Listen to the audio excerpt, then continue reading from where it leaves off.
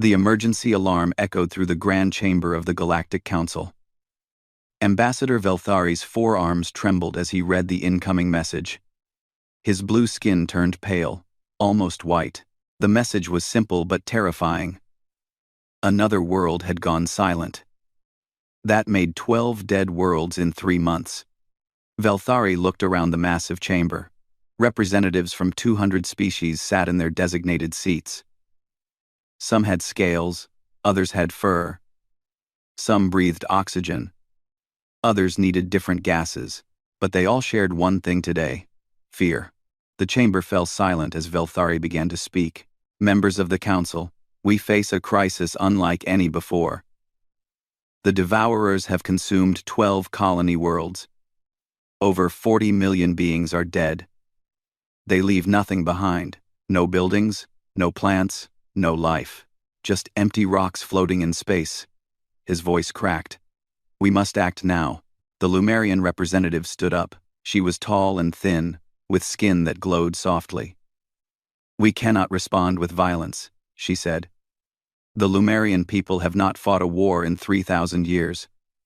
We will not start now. There must be another way.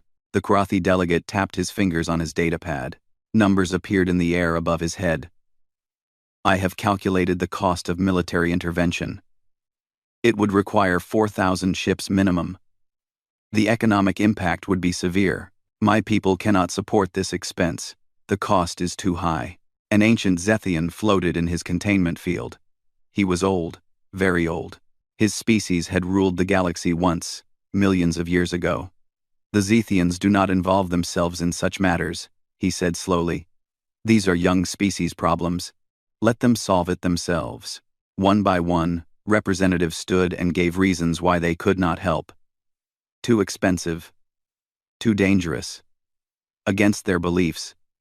Not their responsibility. Wrong timing. Need more study. Must follow protocols. The excuses went on for hours. Captain Quan Su-jin sat in the human delegation area. She was small compared to most aliens in the room. Her dark hair was tied back in a simple style. She wore a plain gray uniform. No decorations, no fancy symbols. She just listened and watched. Next to her, Lieutenant Teho whispered, "They're not going to do anything. Are they?" "No," Quan replied quietly. "They're scared. Those 12 worlds. There were children there. Families. Just regular people living their lives." Quan nodded. She had seen the reports. She had seen the last transmissions from those dying worlds. People screaming. People running. Then nothing. Just silence. Velthari looked desperate now. His voice grew louder. "Please. More colonies are under threat right now. Millions more will die if we wait. We need ships. We need soldiers. We need action." The Lumerian shook her head. The Karathi showed more calculations. The Zethian closed his eyes and stopped listening. Other species started talking among themselves, ignoring Velthari completely. Then someone in the back of the chamber spoke up. "What about the humans?" The chamber went silent again. But this time it was a different kind of silence. Uncomfortable. Nervous. Eyes turned toward Quan. The Karathi delegate made a disgusted sound. "The humans? You cannot be serious. They are barely civilized. We only let them join the council 50 years ago. They still fight wars on their own planet." A small furry delegate named Pixtar squeaked nervously. "I have read the human files. They have weapons everywhere. They point weapons at themselves. They have something called nuclear bombs that can destroy entire cities. They are dangerous. Ruthless," another voice added. "That's what they are.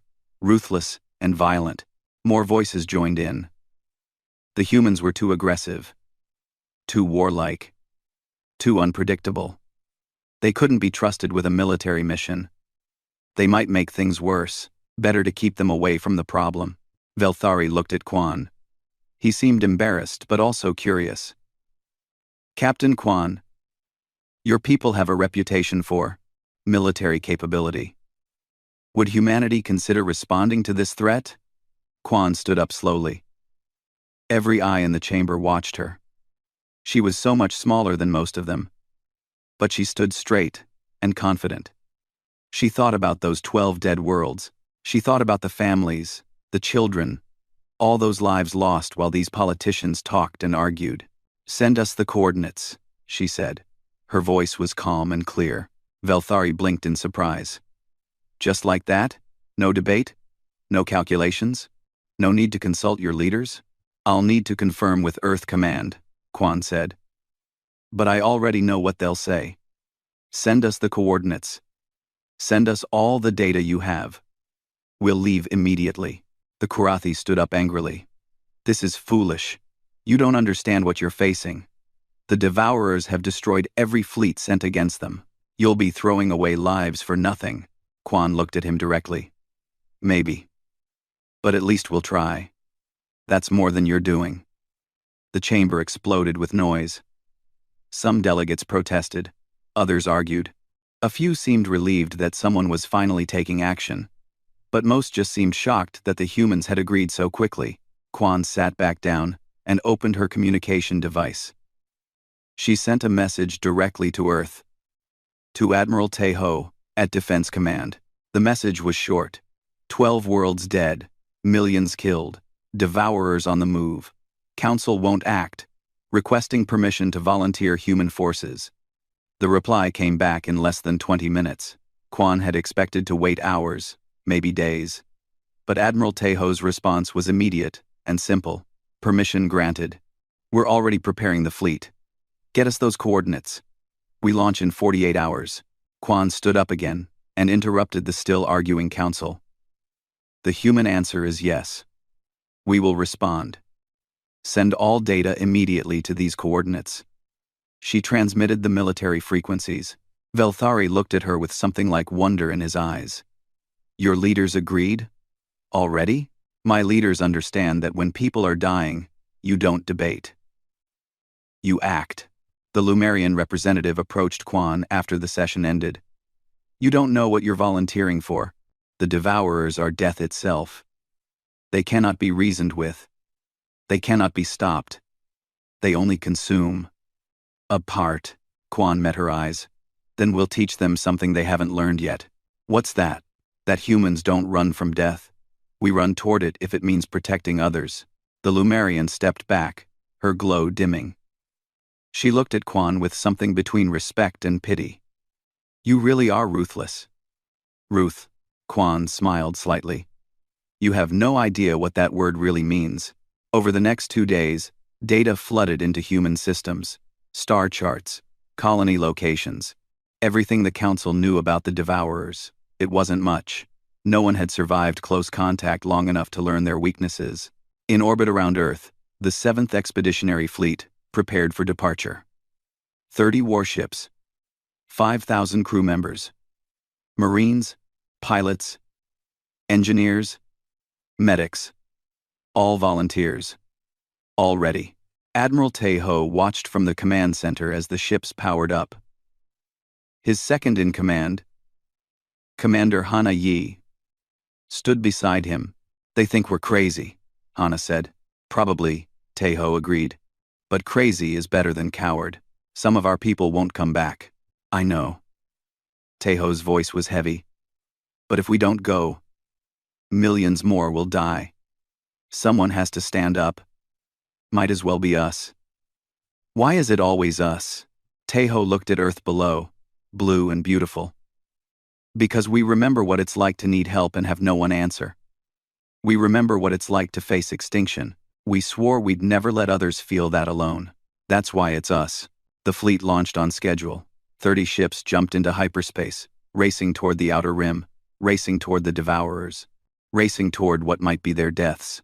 Behind them, the Galactic Council watched and waited. Some hoped the humans would succeed. Others expected failure. All of them wondered the same thing. What made these small, strange, violent creatures so willing to risk everything? They were about to find out. The human fleet dropped out of hyperspace near the colony world of Thalris. Captain Hyun-woo Lee stood on the bridge of the flagship Indomitable, staring at the screens. What he saw made his stomach turn. The planet below was covered in dark spots. They moved like oil spreading across water. Devourers, millions of them, maybe billions. They crawled over cities, forests, oceans. Everywhere they touched turned gray and lifeless. The colony had 3 million people. Most were already dead. "Sir, we're receiving a distress signal," the communications officer said. "It's weak. Coming from underground." "Put it through," Hyun-woo ordered. A voice crackled over the speakers. It was rough. "Scared. This is Shelter 7. We have 200,000 civilians in the underground bunkers. The Devourers are breaking through our doors. Please, if anyone can hear this. We need help. We have children here. Please." The signal cut off. Then screaming. Then nothing. Hyun-woo looked at his crew. They were all young. Most had never seen real combat. They joined the fleet to explore space, not to fight monsters. But now their faces showed determination, not fear. "All ships," Hyun-woo spoke into the fleet channel. "Battle formation. We're going in." His weapons officer looked up. "Sir." Admiral Taeho's orders were to observe first. Assess the situation. Make a plan. Those people don't have time for plans. Load all weapons. Prepare for close combat. On the other ships, crews rushed to battle stations. Captain Ji-woo Choi commanded the science vessel Discovery. She was supposed to study the Devourers from a safe distance. Instead, she armed her ship's limited weapons and moved into attack position. Commander Dae Jung-nam led the Marines on the assault carrier Thunder. His soldiers checked their weapons and armor. They had trained for years, but training was different from real war. Dae Jung walked through the rows of Marines, looking each one in the eye. "We're going down there," he told them. "It's going to be bad. Some of us won't come back. But those people in those shelters, they're counting on us. We're all they have. So we're going to go down there, and we're going to get them out. All of them. Understood?" "Yes, sir," the Marines shouted together. The fleet moved toward the planet. The Devourers noticed them immediately. Thousands of the creatures launched into space. They had no ships. They didn't need them. They could survive in the vacuum of space, using some kind of biological propulsion to fly. They looked like insects mixed with nightmares. 6 legs, sharp like blades. No eyes that could be seen. Mouths full of teeth designed for tearing and consuming. Each one was as big as a car, and they flew in perfect coordination, like a single organism with 1,000,000 bodies. "Here they come," the tactical officer said quietly. "All weapons, fire at will," Hyun-woo ordered. The human fleet opened fire. Missiles streaked through space. Energy weapons lit up the darkness. Railguns fired metal slugs at incredible speeds. The Devourers died by the hundreds, by the thousands, but more kept coming. Always more. A Devourer hit the hull of the Indomitable. Then another. They started tearing through the armor with their blade legs. Hyun-woo felt the ship shudder under his feet. "Hull breach on Deck 7, someone reported. Devourers are inside the ship. Security teams to Deck 7. Don't let them reach the crew quarters." Hyun-woo kept his voice calm. Panic would kill them faster than the Devourers. Throughout the fleet, the battle became savage. The destroyer Vigilant lost power when Devourers tore through its engine section. Captain Sang-woo fired the ship's self-destruct, taking hundreds of the creatures with him. The crew managed to evacuate first, but Sang-woo stayed behind to make sure the explosion happened at the right moment. On the assault carrier Thunder, Dae Jung and his Marines fought Devourers in the corridors. The creatures were fast and deadly. They killed 3 Marines before the others learned how to fight them effectively. "Shoot for the center mass. Keep moving. Never let them surround you. Work in teams." Medic Soo-jin Hwang ran through the chaos, treating wounded soldiers. She was small and looked too young to be in a war, but her hands were steady as she patched wounds and gave injections. When a Devourer burst through a wall near her, she didn't run. She pulled out her sidearm and shot it 6 times until it stopped moving. Then she went back to treating the wounded. "We need to get those transports down to the surface," Hyunwoo said. "That's the whole point of this. We're not here to fight. We're here to save people. The Devourers are too thick around the landing zones," his tactical officer replied. "The transports won't make it." Hyunwoo looked at the screens. The man was right. The transports were big, slow, and unarmed. They'd be torn apart before they reached the ground. Unless someone cleared a path, Indomitable will lead the transports down, Hyunwoo decided. "We'll take the hits. Order all warships to form a protective corridor." "Sir, that will expose us completely. We'll be surrounded." "I know. Do it anyway." The Galactic Council had sent observers to watch the human response. One was Yisol Park, a human diplomat. The other was Velthari, the same ambassador who had begged for help in the council chamber. They watched from a small observation ship, far from the battle. Velthari couldn't believe what he was seeing. "They're insane," he whispered. "They're going to get themselves killed." "They're doing their job," Yisol said calmly. "Their job? Their job is to die? Their job is to save those people. The dying part is just a risk they're willing to take." The human fleet formed a corridor through the swarm of Devourers. Ships positioned themselves to create a protected tunnel down to the planet's surface. They took terrible damage. The destroyer Courage lost its entire forward section. The cruiser Defiance crew had to evacuate when the life support failed. But the corridor held. Transport ships flew through the protective tunnel. They were massive vessels, designed to carry thousands of people. They descended through the atmosphere while warships above them fought and died to keep the path clear. Daejung's Marines were first on the ground. They landed near Shelter 7, the one that had sent the final distress call. The shelter doors were damaged, torn partially open. Devourers were trying to get inside. The Marines didn't hesitate. They charged directly at the creatures. The battle on the ground was even worse than in space. The Devourers were faster here, more comfortable. They could use the terrain to their advantage. They killed 5 Marines in the first minute, then 10 more, but the humans kept pushing forward, kept firing, kept fighting. Daejung reached the shelter doors with half his team dead or wounded. He grabbed the damaged door and pulled. His armor's strength enhancers whined with effort.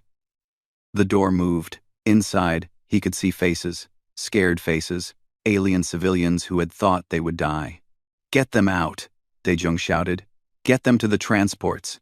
Marines formed a protective line while civilians ran past them toward the waiting transport ships. They were all different species. Some walked. Some crawled. Some flew on small wings. Parents carried children. The elderly helped each other. They ran for their lives while humans died to protect them. Sujin set up a medical station near the transport ships. She treated wounded civilians and wounded Marines without distinction.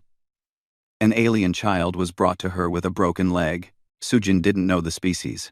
She had no idea about their biology. But she knew pain when she saw it. She gave the child something for the pain and set the leg as best she could. The child's parent, a large reptilian alien, looked at her with tears in its eyes. Captain Ji-woo on the Discovery had been studying the Devourers during the battle. She found something interesting. The creatures were all connected somehow. They shared information instantly. When one learned something, they all learned it. But that connection had a source, a hub. Something was controlling them. "I'm picking up a massive energy signature," Ji-woo reported to the fleet. "Something huge, hiding behind the planet. I think it's their hive ship." Hyunwoo heard the report. A hive ship. That meant there was a central point. A weakness. But reaching it would mean going through the entire swarm. It would mean certain death for any ship that tried. On the ground, the evacuation continued. 200,000 civilians, then 300,000. More shelters were found. More people were saved. But the cost kept rising. The destroyer Valiant was destroyed completely. All crew lost. The cruiser Justice was crippled, drifting in orbit with half its crew dead. Velthari watched it all from the observation ship. He had stopped talking. He just stared. The humans were losing ships, losing people. But they weren't retreating. They weren't calculating whether it was worth it. They just kept fighting, kept saving people. Why? Velthari finally asked. Why do they keep going? They've lost so much already. Yisol looked at him. Because that's what humans do. When someone needs help, we help. No matter the cost. But the cost is worth it. Every life saved is worth it. Admiral Tejo watched the battle from his command ship, hanging back from the main fight. He saw the casualty reports coming in. Each name was a person he knew. Each death hurt like a knife in his chest, but he couldn't stop now. Those people needed them. All ships, Tejo broadcast to the fleet. I know you're tired. I know we've lost friends. But we're not done yet. There are still people down there who need us. So we keep fighting. We keep saving lives. That's who we are. That's what we do. No retreat. No surrender. Not while there are still lives to save. The human fleet heard their admiral's words. They were exhausted. They were wounded. They were scared. But they kept fighting. The evacuation lasted 3 days. 3 days of constant battle. 3 days of humans fighting, dying, and refusing to quit. On the morning of the 4th day, the last transport ship lifted off from Thalris, packed with the final group of survivors. Velthari watched the transport rise into space, protected by what remained of the human fleet. He had been counting. Over 2 million civilians saved, from 12 different species, all rescued by humans while the rest of the galaxy did nothing. But the cost made him sick. 8 human ships destroyed completely. 5 more so damaged they could barely fly. Over 1,500 human crew members dead. 3,000 wounded, and still the humans kept their ships in defensive positions, making sure every last civilian got away safely. I don't understand, Velthari said to Yisol. They've won. The civilians are safe. Why don't they retreat? Yisol pointed at the tactical display. Because the Devourers are still here. If we leave, they'll just attack another world. This has to end here. But they can't possibly fight the entire swarm. Look at what's left of their fleet. They're in pieces. Then we better make sure those pieces count. On the Indomitable, Captain Hyun-woo was having the same conversation with his crew. Lieutenant Bo-ra Kim, his tactical analyst, showed him the numbers. They were not good. We have 11 functional warships left, Bo-ra said. Most are damaged. Ammunition is at 40%. Energy reserves are lower. We can fight for maybe 6 more hours before we have to retreat. What about the hive ship? Hyun-woo asked. Still hiding behind the planet, still controlling the swarm.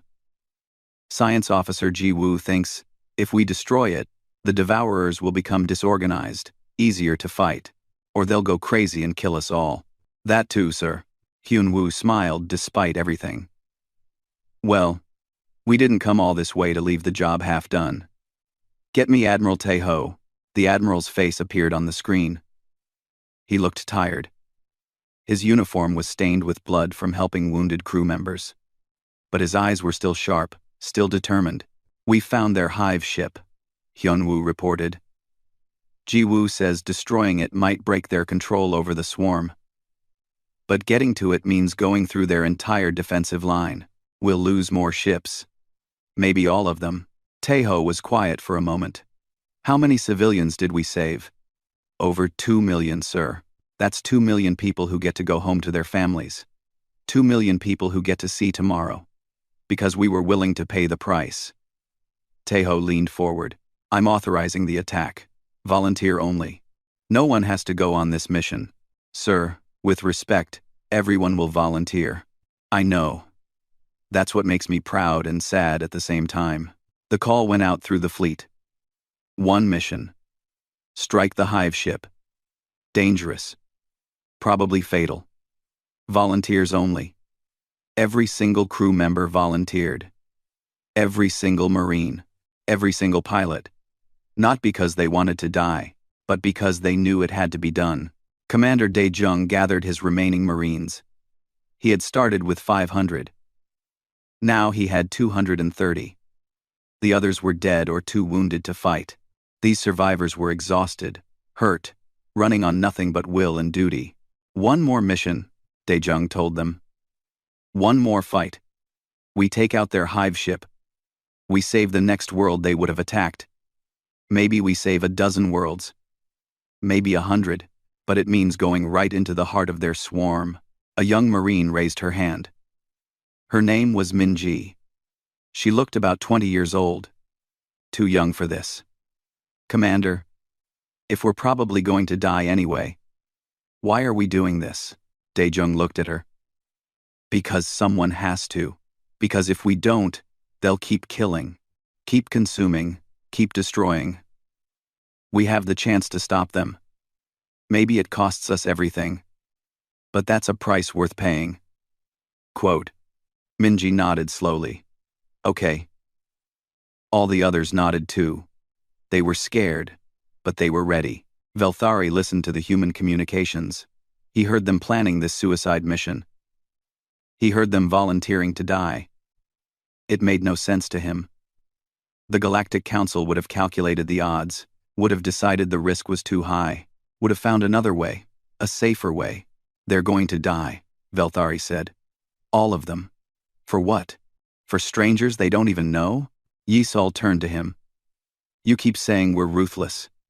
You keep saying we're violent and dangerous. You're right. We are. But you don't understand what that means. Explain it to me then. Explain why your people throw their lives away. We're not throwing our lives away. We're trading them. Trading our lives for the lives of those 2 million people we saved. Trading our lives for every person on every world the Devourers would have attacked next. That's what ruthless means to us. It means doing what needs to be done, no matter the cost to ourselves. That's not ruthless. That's sacrifice, duty, honor. Yes. It's all of those things. And it's ruthless too. Because we're ruthless in our determination. We're ruthless in our refusal to give up.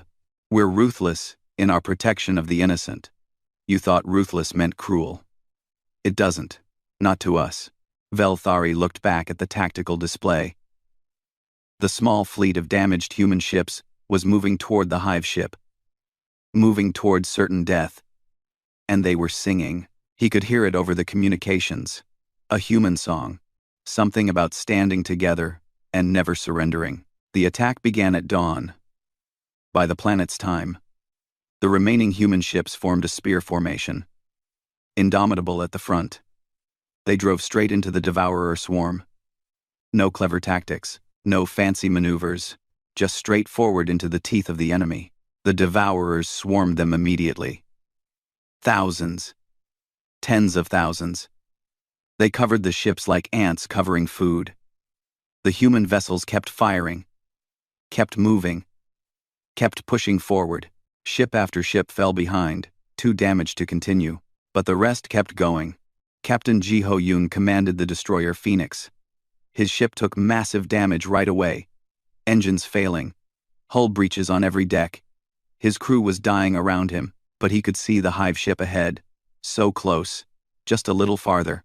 All crew, evacuate, Ji-ho ordered. Get to the escape pods. Sir, what about you? His first officer asked. Someone needs to steer this ship. Make sure it hits the target. Ji-ho smiled. Go. Tell my family I did my duty. The crew evacuated. Ji-ho locked the controls and aimed the Phoenix directly at the hive ship. Devourers tore through the bridge. He felt pain. Terrible pain. But he kept his hands on the controls. Kept the ship on course. His last thought was about his daughter. He hoped she'd be proud. The Phoenix hit the hive ship's side at full speed.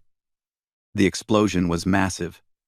It tore a hole in the hive ship's armor. Other human ships immediately targeted that hole, pouring fire into the wound. The hive ship shuddered, started to break apart. Captain Hyun-woo saw his chance. All ships. Concentrate fire on that breach. Tear it apart. The human fleet, what was left of it, focused all their remaining weapons on the damaged section. Missiles. Rail guns. Energy weapons. Everything they had. The hive ship's armor cracked. Then, shattered.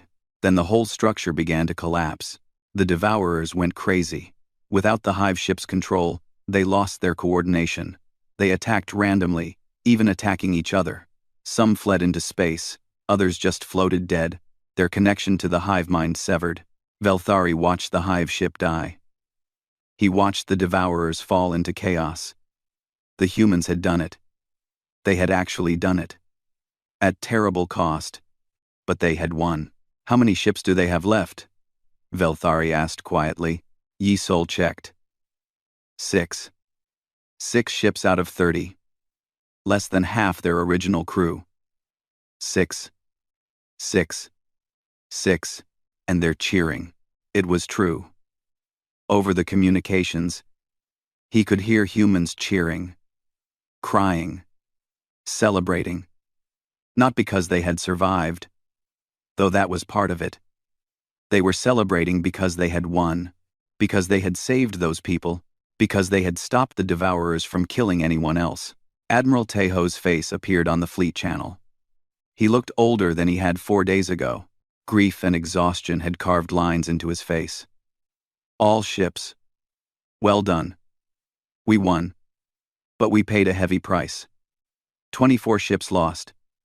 Over 3,000 of our people dead. Remember them. Honor them. They gave everything so others could live. The cheering stopped. Everyone went quiet. They had won. But winning hurt. Velthari finally understood. These humans weren't ruthless because they enjoyed violence. They were ruthless because they were willing to pay any price to protect others. They were ruthless in their commitment to doing what was right, even when it cost them everything. I need to report this to the council, Velthari said softly. Tell them the truth. Yisol said. Tell them what ruthless really means.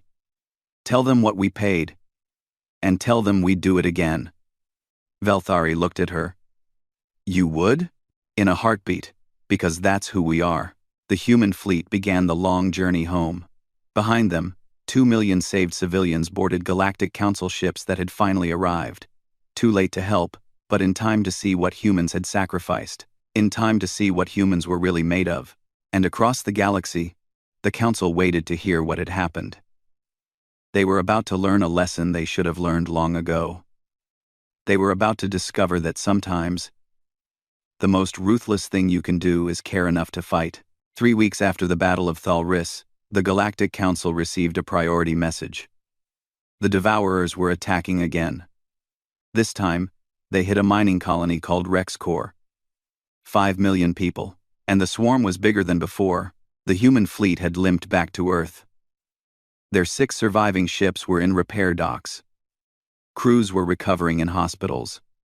The dead were being buried with honor. Families mourned. Earth itself mourned. 3,000 people had gone to fight. Only 2,000 came home. Admiral Tejo stood in his office, looking at the casualty lists. Each name was a person he had sent to their death.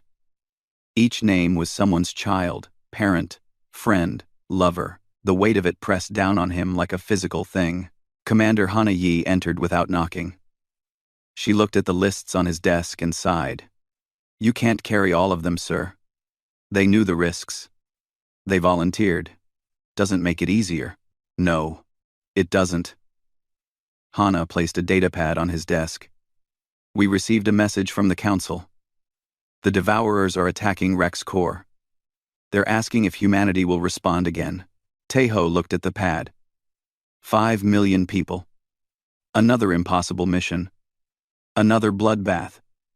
What's the status of our fleet? Still in repairs. It'll be weeks before they're ready, maybe months. And our crew? Most are still recovering. The ones who aren't are exhausted. They need rest, sir. They need time. Tejo nodded slowly. Then he picked up the pad and sent a message back to the council. 3 words. We'll be there. The message spread quickly. Humanity was going to fight again. Despite their losses. Despite having no ready ships. Despite everything. Within hours, something remarkable happened. Volunteers flooded the recruitment centers.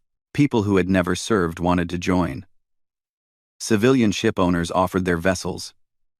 Engineers worked around the clock to repair the damaged warships. Captain Quan Su-jin, now back at Earth as humanity's representative, received a call from Velthari. His face on the screen looked troubled. "You can't be serious," Velthari said. "Your fleet is destroyed. Your people are exhausted. You can't possibly mount another expedition." "We don't have a choice," Quan replied calmly. 5 million people need help. No one else is offering. The council is debating. The council will debate while those people die. We've seen this before. But your own people are dying. How many more must you lose before you stop? Quan was quiet for a moment. As many as it takes. Until the threat is gone. Until people are safe. That's the job. This isn't your job. You're not the galaxy's protectors. Someone has to be. And right now, we're the only ones willing. Velthari ended the call. But his words stayed with Quan. They were right. In a way, this wasn't humanity's job. But someone had to do it. And if not them, then who? Science officer Ji Woo had spent the 3 weeks studying everything they learned about the Devourers. She worked day and night, barely sleeping, barely eating. She was haunted by the faces of the dead, haunted by the knowledge that if she had been smarter, faster, better, maybe more people would have survived. She found something. A pattern in how the Devourers communicated with their hive ships. A frequency they all used. A weakness. If she could build a weapon that disrupted that frequency, it might kill them all at once, or at least confuse them badly. But building it would take time. And she'd need to get close to a hive ship to make it work. Very close. How close? Admiral Tejo asked when she presented her findings. Inside it, sir. Someone would need to plant the device inside the hive ship. In its core. Where all the signals originate. That's a suicide mission. Yes, sir, it is. Tejo looked at the plans. It could work. It could save millions. But it would cost the lives of everyone who went on the mission. I'll ask for volunteers. Sir. I volunteer. It's my plan. I should be the one to see it through. See. Absolutely not. You're too valuable. We need your brain working on other problems. With respect, sir, I won't ask others to die for my plan while I stay safe. I'm going. Commander Daejung volunteered his remaining Marines for the insertion team. They would go into the hive ship, fight their way to the core, plant the device, and that would be it. No escape plan, no rescue. They would die there. When Daejung told his Marines about the mission, he expected at least some to refuse. It was too much to ask. Too much to expect. But every single one volunteered. Even the wounded ones. Even Minji, the young Marine who had asked why they should risk their lives. Because it's not about us, Minji explained when someone asked. It's about those 5 million people. They deserve a chance to live. If we can give them that chance, then we have to try. The fleet that left Earth 2 weeks later was different from the first one. It included the 6 repaired warships, now patched and barely functional. It included 20 civilian vessels, converted into weapons platforms by their volunteer crews. It included transport ships, medical ships, and one small science vessel called the Discovery, with Ji Woo Choi in command. But most importantly, it included 75 Marines. They wore black armor instead of standard military colors. They carried heavy weapons and enough ammunition for a one-way trip. They were called the Last Stand Company. Everyone knew what that meant. Velthari insisted on coming as an observer again. He wanted to see this. Needed to see it. Yi Sol came too. Because someone had to witness what happened. Someone had to tell the galaxy the truth. The fleet arrived at Rex Core to find the planet already half consumed. The Devourers were everywhere. But this time, something was different. 3 Galactic Council ships were already there. Not many. Not enough. But they were there, fighting, trying to evacuate civilians. Admiral Tejo opened communications with them. This is the human fleet. We're here to help. The Council ship captain, a Lumerian named Torvel, sounded surprised. "You came back? After what happened at Thalris? Someone has to. We cannot let you fight alone again. The council was ashamed by what happened. We are here to stand with you." Teho felt something warm in his chest. Pride. Hope. "Welcome to the fight, Torvel. Let's save some people." The battle began the same way as before. Violent, brutal, desperate. But this time, the humans weren't alone. The Lumerians, who had refused to fight before, now threw their ships into the battle. They weren't as experienced. They weren't as effective. But they tried. They fought. They bled alongside the humans. More Galactic Council ships arrived throughout the day. Not all of them. Not even most. But enough to make a difference. The Quathi sent their advanced technology ships. The small Pixtar sent their fast attack craft. Species that had said no before now said yes. Velthari watched from the observation ship, stunned. They came. They actually came. "You shamed them," Yisul said. "Your report about Thalris. About what we sacrificed. It made them look in the mirror. They didn't like what they saw." Roof. The evacuation went faster with more ships. In 2 days, they saved 4 million civilians. But the Devourer hive ship was still there. Still pumping out more creatures. Still threatening the next world. The Last Stand Company prepared for their mission. Commander Daejung briefed his Marines one last time. They sat in the shuttle bay, checking weapons, saying goodbye to friends. Some wrote letters to family, others just sat quietly, preparing themselves for what was coming. "We go in fast," Daejung explained. "Discovery will get us close to the hive ship. We breach, fight to the core, plant the device. Jiwoo estimates we have maybe 30 minutes before the Devourers overwhelm us. We need to make those 30 minutes count." "What happens after we plant the device?" a Marine asked. "It activates immediately. Sends out a signal that disrupts the Devourer's connection to the hive. They die. All of them. Everywhere in the system. And us. We die too. The signal is powerful. It'll overload any biological systems in range. Human, Devourer, doesn't matter. We'll have maybe 10 seconds after activation before." Daejung didn't finish. He didn't need to. The Marines nodded. They knew. They had always known. Minji stood up. "Commander, I just want to say, it's been an honor. Fighting with all of you. I'm scared. I won't pretend I'm not. But I'm also proud. Proud to be here. Proud to do this." Others echoed her words. They were scared. But they were ready. The Discovery carried them toward the hive ship. Jiwoo piloted carefully, using every trick she knew to avoid the Devourer swarms. The rest of the human fleet created a distraction, pulling the creatures away from the hive ship.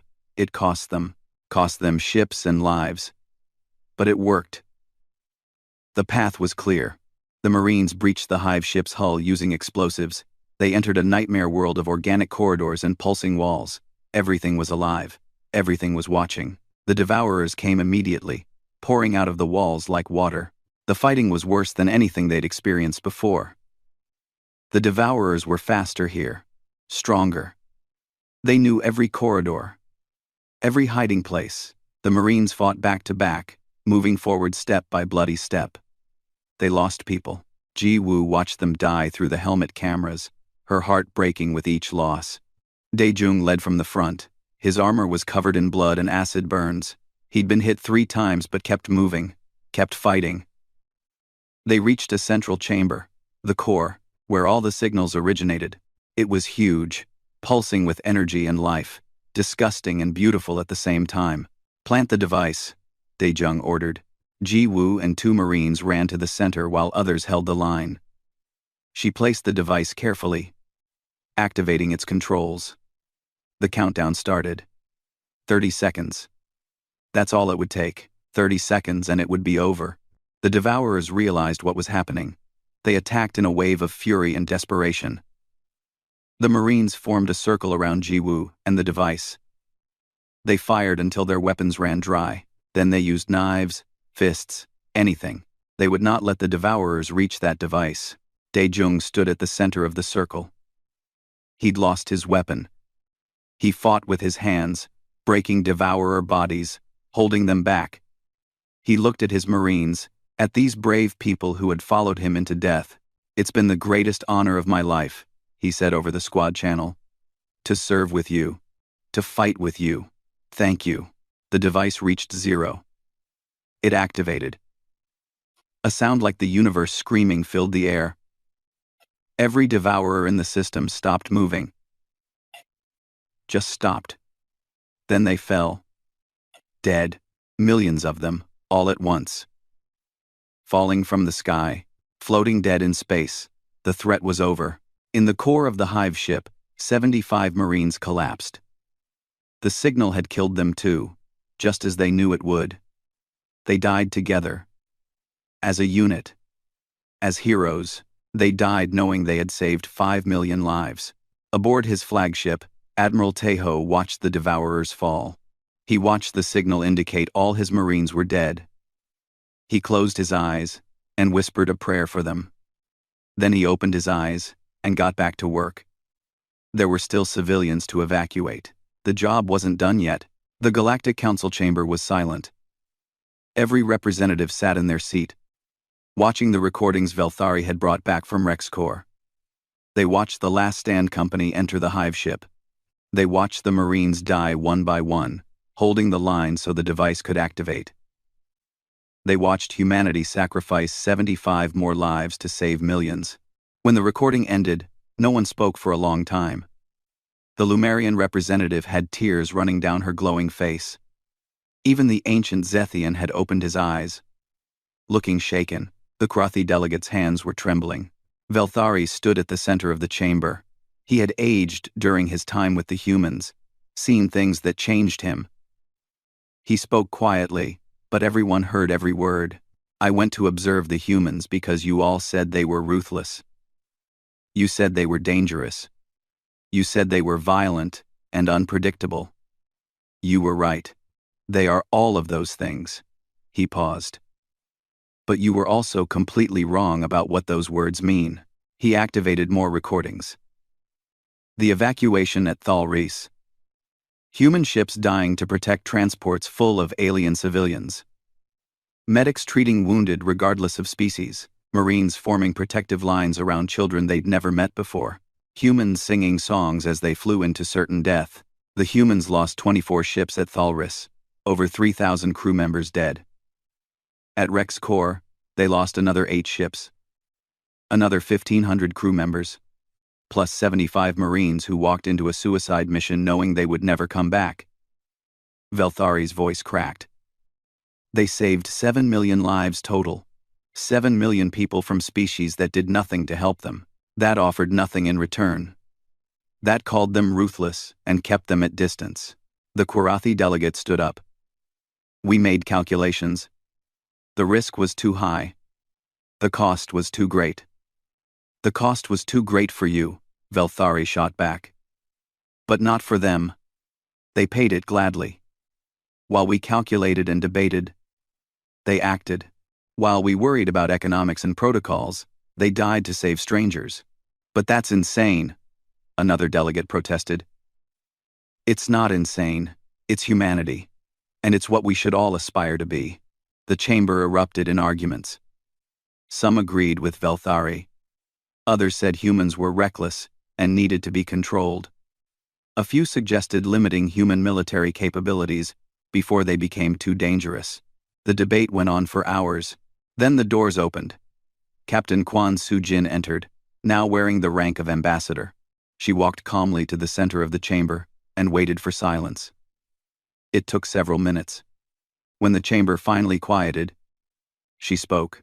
"You're debating whether humans are too dangerous, too ruthless, too violent.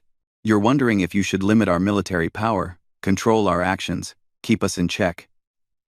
She looked around the chamber, meeting eyes with representative after representative. "Let me make something very clear. We don't need your permission to defend the innocent. We don't need your approval to fight evil. We will continue to respond when others are threatened, whether you like it or not."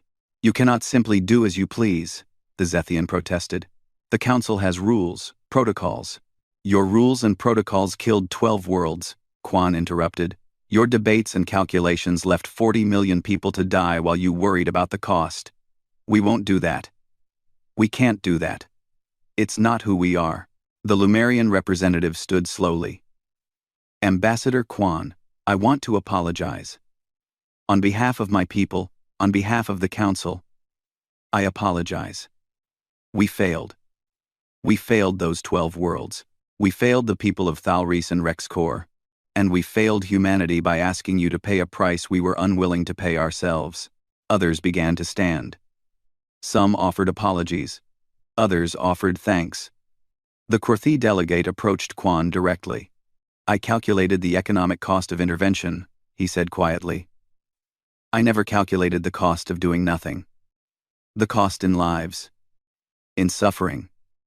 In shame. Your people taught us that some things cannot be measured in credits and resources. Some things are simply the right thing to do, regardless of cost. Quan nodded. We don't do this for thanks or apologies. We do it because someone has to. But I won't lie. It would be easier if we weren't alone. If other species stood with us. Some did, Velthari pointed out. At Rexcore, other species came to fight. Not many, but some.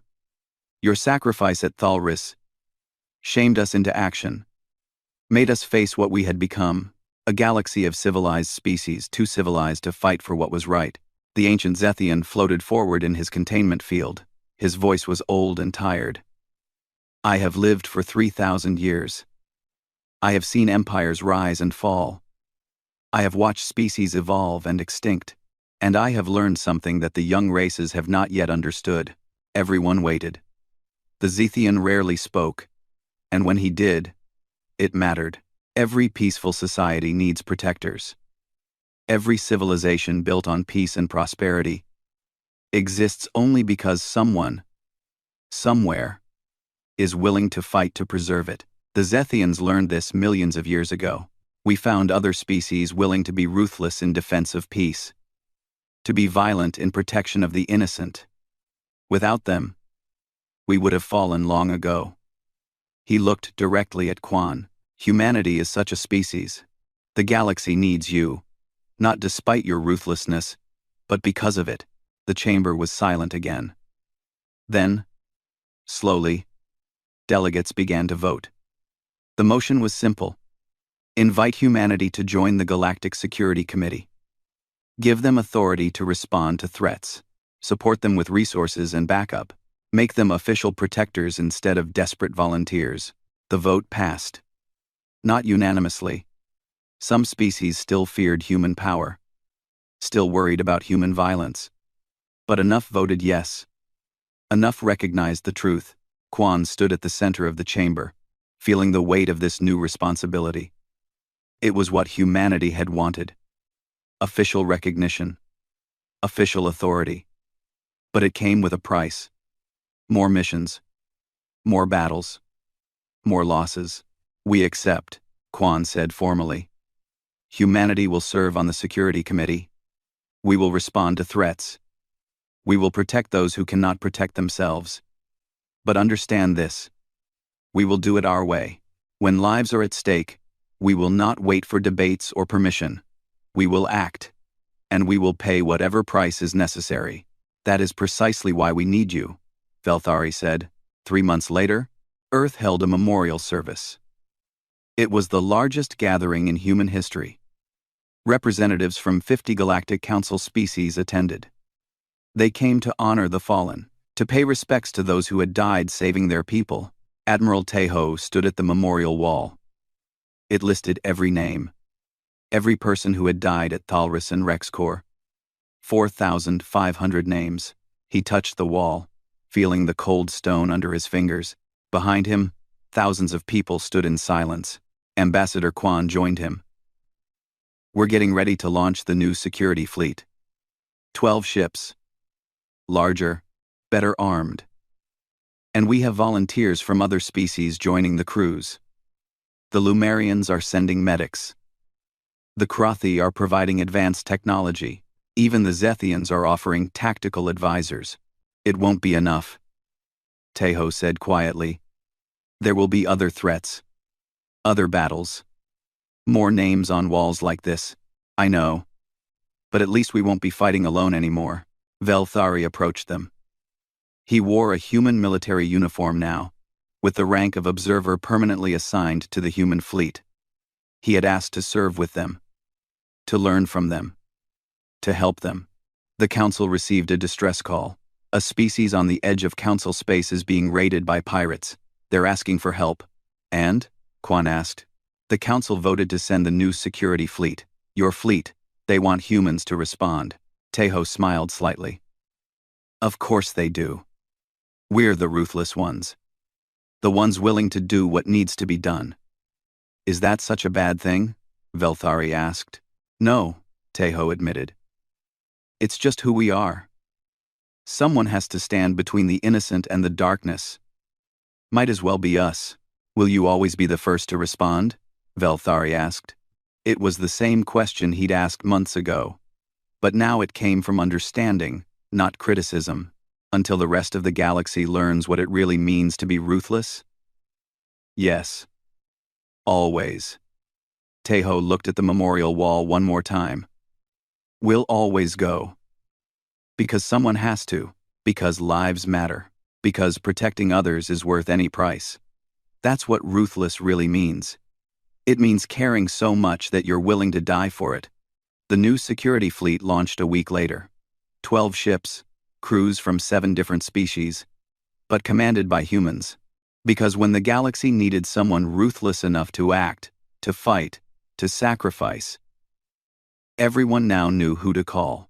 The human fleet jumped into hyperspace, racing toward another crisis, another battle, another chance to prove that being ruthless didn't mean being cruel. It meant being brave enough to care, strong enough to act, and willing to pay any price to protect those who couldn't protect themselves.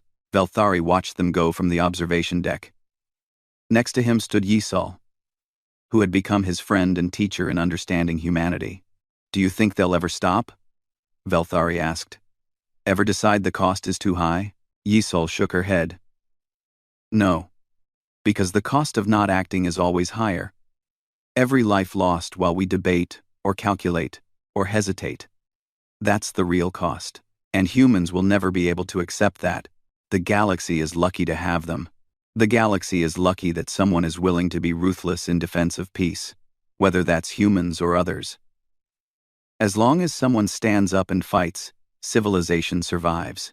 Far away, on a distant world threatened by pirates, people looked up at the sky. They had sent their distress call expecting no one to answer, expecting to face their doom alone. But now they saw ships dropping out of hyperspace. Human ships. With crews from across the galaxy, coming to help, coming to fight, coming to show that no one had to face the darkness alone. The galaxy had learned its lesson. When someone needed help, when evil threatened, when the innocent were in danger, someone would respond. Someone would always respond, because humanity had taught them what it really meant to be ruthless. And other species were finally beginning to understand. Being ruthless meant caring enough to fight. Being ruthless meant refusing to abandon those in need. Being ruthless meant paying any price to do what was right. That was the gift humanity gave the galaxy. Not violence, not cruelty, but the courage to act when action was needed. The strength to sacrifice when sacrifice was required. The will to stand up and say, "Not on our watch." That was what being ruthless really meant. And the galaxy would never forget it. Years later, when the history of this era was written, scholars would debate the Battle of Thal Reese and the sacrifice at Rex Core. They would analyze the tactics, study the decisions, calculate the costs and benefits, but they would all agree on one thing. The day humanity responded when no one else would, was the day the galaxy changed forever. The day civilization learned that peace required protectors, that safety required sacrifice, that sometimes, the most ruthless thing you can do is care enough to fight, and they would remember the 75 Marines who walked into certain death to save millions of strangers. The ships that burned to protect transports full of refugees. The admiral who sent his people to die and carried that weight until his own death. The captain, who became an ambassador and demanded the galaxy do better. The alien observer who learned that ruthless wasn't an insult but a compliment. They would remember. And they would understand. That when only the ruthless responded, the galaxy was saved. Not despite humanity's violence, but because of their courage. Not despite their willingness to fight, but because of their refusal to abandon those in need. That was the lesson. That was the truth. That was what being human really meant. And the galaxy was better for it.